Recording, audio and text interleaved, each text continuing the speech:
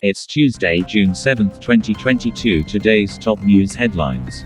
Turkey working with Russia-Ukraine to agree on grain export plan. Ice skating governing body raises minimum age to 17 in historic decision.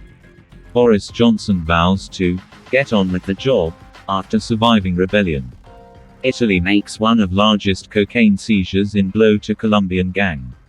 Russia begins returning bodies of Ukrainian soldiers from Mariupol plant.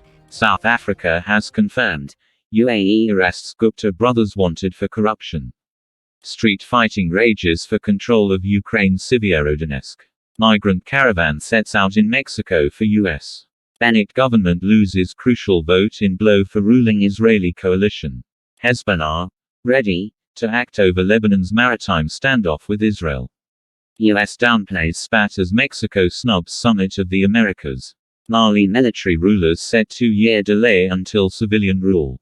New York brings new curbs on guns as mass shootings plague U.S. U.S. says reports of Russia stealing Ukraine grain credible. U.S. sanctions to Bosnia and Herzegovina officials for destabilizing acts.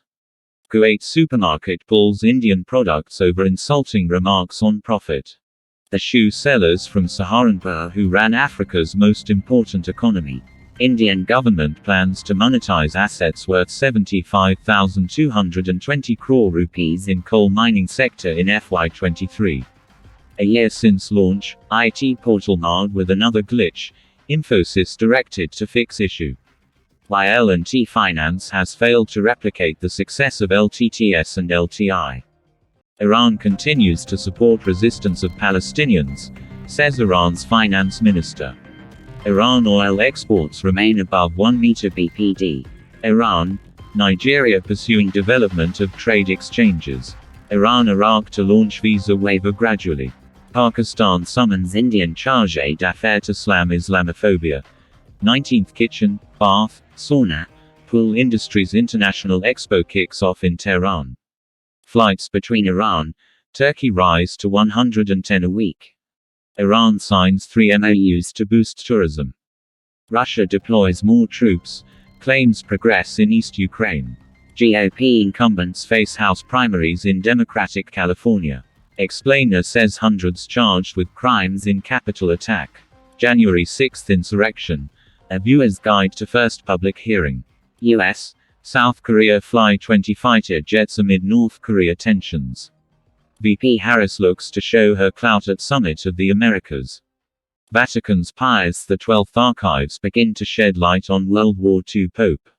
Spain's Rocio pilgrimage party returns after COVID hiatus. Serbia counts losses from EU's Russian oil ban. Russia reacts to dressing down from top EU official. Ukraine looks to import American LNG, Naftogaz says.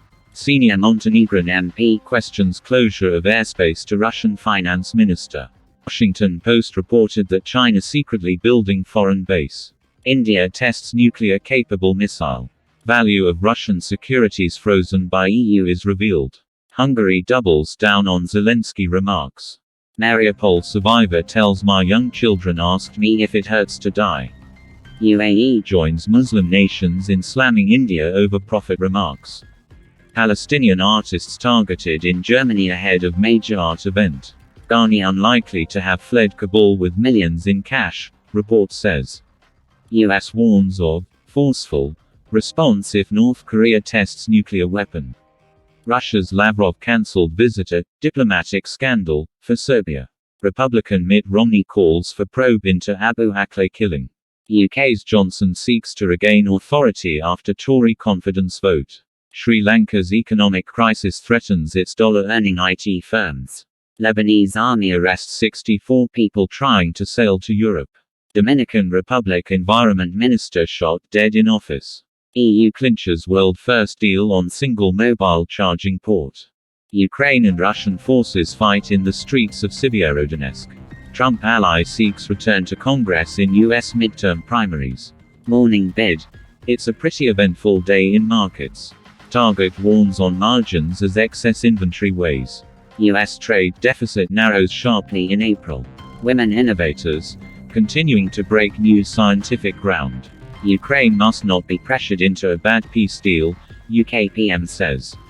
German Finance Minister Annalena Baerbock cuts Pakistan trip short after testing positive for COVID-19. We don't have explosives or suicide jacket. PTIMNA retracts suicide attack threat. Why was PM Shehbaz's Arabic Twitter account suspended? Abu Bakr Umar explained why it happened.